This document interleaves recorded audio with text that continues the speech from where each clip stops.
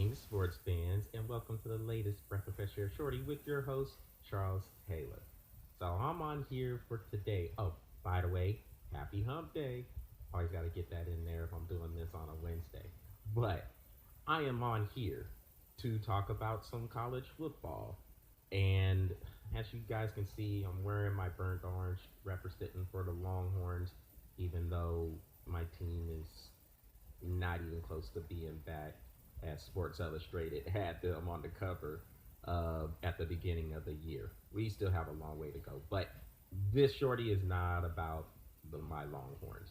This is about the injury suffered by Alabama Crimson Tide quarterback Tua Tagovailoa. I think I said that right, but if not, y'all can let me know. But um, Tua suffered an injury in the game against Mississippi State over the weekend. Now, at the time, Alabama was up 35-7, and the coach Nick Saban had said he was in there to run the 2-minute drill.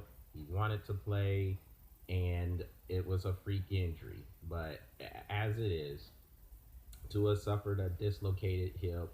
His season is over. He had surgery a couple of days ago in Houston, and the doctors had said that it should be, or he should fully heal, fully recover, and there's a timeline to when he should be able to start throwing. I think it's 6 months. Check me on that. And I should know that myself, honestly. So if I am wrong, I apologize. But he's supposed to be throwing in a few months. Here's the thing with this, though.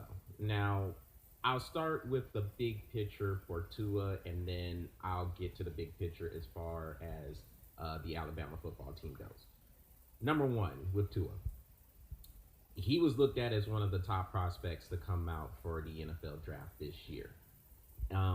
With this injury, obviously that sets him back in a lot of the processes because he's going to be rehabbing. So now he's gonna have to spend all that time that could have went to comparing or preparing for the combine and for some of the other pro days and some of the other off-season workouts leading up to the NFL draft, which takes place in late April traditionally. Now he's gonna have to rehab. Since he won't be able to participate in a lot of these combines and pro days, if you're a team in the NFL, you have one of these top draft picks, whether it be the Miami Dolphins or the Cincinnati Bengals or the New York Jets, which the New York Jets, they have Sam Darnold there, so I don't see them drafting a quarterback. But I'm just naming a few teams that will be amongst the top when it comes to the draft. Excuse me.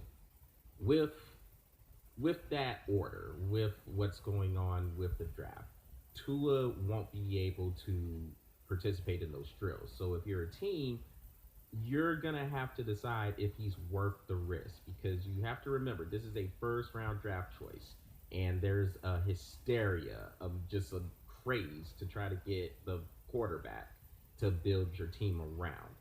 If you're not sure about what his status is going to be, it's probably best to stay away from that draft choice unless you're saying to yourself you really feel good about this draft choice because when he is healthy he'll be able to play, he'll be healthy, and he'll be able to do some of the same things he has been doing as a quarterback for Alabama.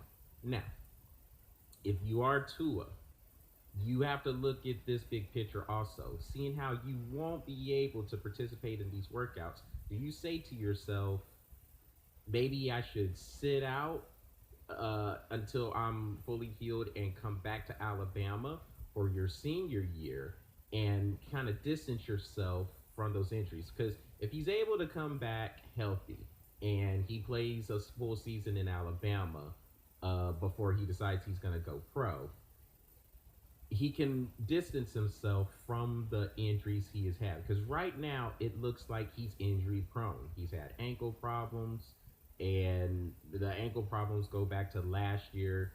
And now he has this hip injury. He was checked for concussions because he had a bloody nose during the injury or when he did get injured against Mississippi State. So there's a little bit of an injury history there that could make people be a little bit iffy on drafting him.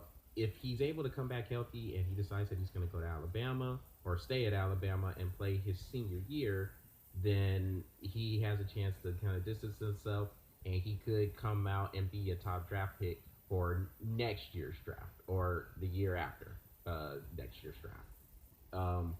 Also, he could decide he's going to go pro and take that chance. It just depends on how he feels about it, how his representatives feel about it, if they're going to, if they feel like they'll still get a high draft choice. Is it about getting the money? Is it about getting paid? Is it about having the insurance just in case something does happen? So there's a lot of factors he's going to have to work out for. In any event, big time injury, feel bad for the young man, and hopefully he can get back to being healthy and playing football again. Now, as for the big picture for the team, for Alabama, look, this is a tough injury, but Alabama still has a lot of weapons there. As it is, they're still sitting at number 5 in the latest college football playoff rankings. And I think Mac Jones, who has played this year, and he played in the game against Arkansas and put up some big numbers. I know it's Arkansas, so it's not a whole bunch to get too excited about. But Alabama has a system where I think Mac Jones can sustain a pretty good bit of the offense Tua was putting up. As far as the injury itself and Nick Saban coming under fire, listen, when you go out there and you play any sport, you could get hurt at any given time on any given play. You can get hurt walking down the street. You can get hurt walking around in your house or apartment.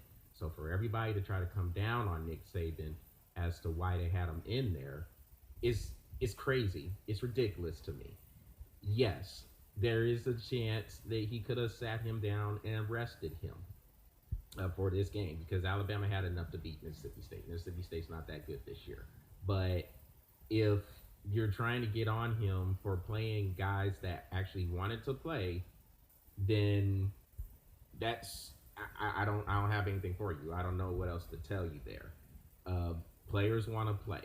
It is on the coach. I'll say this. It is on the coach to sometimes protect the player from himself. But if the man says he's healthy enough to play, then you don't want to necessarily get in the way of that.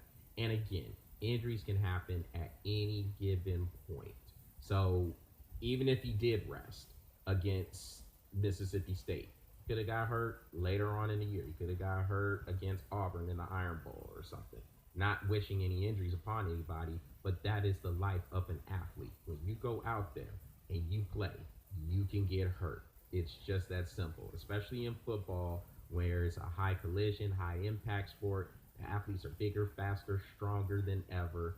Anything can happen out there. So I just think the whole second guessing Nick Saban for having him out there for this 2-minute drill, I just think it's crazy, especially when you consider Alabama needs as many style points as possible if they are going to get into the playoff. Because right now they're sitting at number 5. They're outside the top 4. Your top 4 didn't change from last week. It's LSU, Ohio State, Clemson, and Georgia. And all those teams will have big-time opportunities to prove themselves. Well, Clemson, maybe not so much. But the other 3, LSU, Ohio State, and Georgia, they will have chances because they'll play some higher-ranked teams coming up. So I just think we have to calm down with everybody blaming Nick Saban for that injury. This is an unfortunate event, and we hope Tua is okay, he can recover, and he can get back to what he was doing. So that's it. That's what I'm breathing on for this webcast or for this shorty. Make sure you hit the subscribe button on the BOFA YouTube page and continue to keep those likes up on the Facebook page as well. We will talk to you later on this week, and everyone, have a happy hump day.